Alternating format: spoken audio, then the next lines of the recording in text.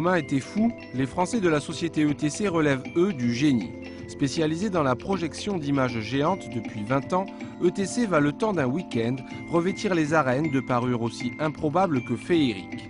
En 20 minutes, les arènes vont tour à tour être enneigées, envahies par la végétation, psychédéliques ou transformées en gâteaux d'anniversaire. Un spectacle tout simplement hallucinant.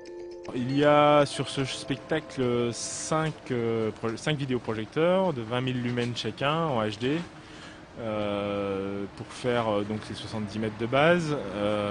C'est géré par un ensemble d'ordinateurs en temps réel qui gèrent les déformations nécessaires pour bien plaquer l'image à la façade, à chaque pierre, et à avoir un spectacle complètement fluide et complètement synchrone au son.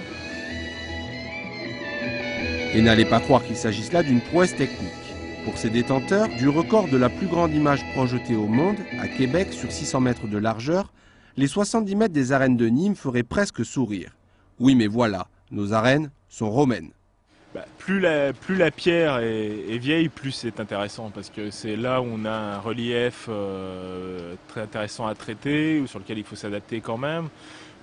Personnellement, les arènes, c'est un peu une première fois, parce qu'il n'y en a pas beaucoup de très intéressantes, et il n'y a pas beaucoup de municipalités qui se permettent de faire ce genre de choses sur les arènes, parce que ça demande quand même un certain nombre de moyens, parce que c'est forcément des grandes surfaces, quoi.